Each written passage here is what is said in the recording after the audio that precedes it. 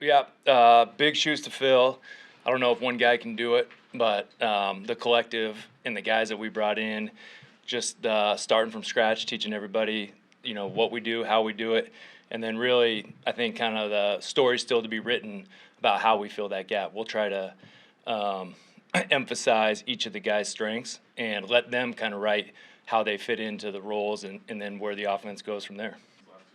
Yeah, he's been great. He is the epitome of a professional. I mean, he comes to work, he's all business. He wants to know what he's doing, why, the whole picture, the whole story, detailed. The athletic ability, I think, speaks for itself. When he gets into the classroom, you kind of see how he has gotten to where he's gotten. He is on his P's and Q's and wants to know and wants to learn not only what he's doing, but the whole offense. And I think part of that is coming, he's had success individually, and then he's been part of a successful team, and that's what he did in his past. So that's kind of carried over. And initial reaction, that's what it's been. It's been awesome. Whether there's more, we're not going to put him into a box here. They had reasons for how they used him in Green Bay, and we'll see what he can do and how he kind of writes his place here with us without putting him into a box and saying, this is what you did in the past. They had specific reasons. We may or may not have those same specific reasons, but there's obviously things that he does great, and you want to emphasize those strengths and then just kind of let him flourish and grow into the offense. Yeah, I have big expectations for Josh.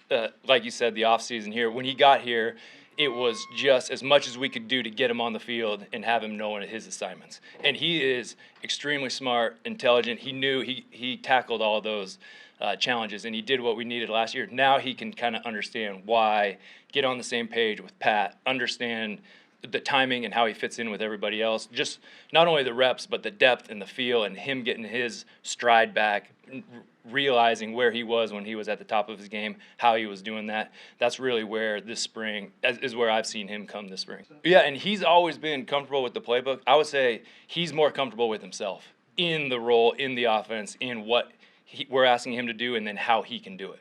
Last year, he was just so focused on what we were asking him to do. He was just not neglecting what has got him to this point, but now he's just kind of bringing it all full picture. Really been all the guys, and that's been one of the impressive things for me to watch. We've had guys, like you mentioned, that have had success in the league, whether it's MVS, McCole, Juju, even Josh, and they're taking it upon themselves to even mentor and coach the young guys. So they're new to this system. They're learning everything that we do and how we do it as well. And then some of the nuances of route running, transcend offenses. And they're able, with the success that they've had, to tell the young guys, here's what I was thinking, here's how I did it, versus all these different looks. Here's what coach is saying, here's how it plays out in real life. And having those 3, 4, 5 different perspectives from different offenses and different eras even has been awesome. Yeah, there are ways that can help and that can change the offense. And one of the guys, Chad Henne, in the quarterback room has played with a number of different sized receivers. And he's even been talking to Pat a little bit about when he had guys of a certain size, how they would run routes, where he would place the ball. It won't be so much scheme-wise, a totally different scheme, all new routes, a different system, but where the ball is placed, how they're attacking a defender, what the version of open is for these guys will be a little bit different because of their size.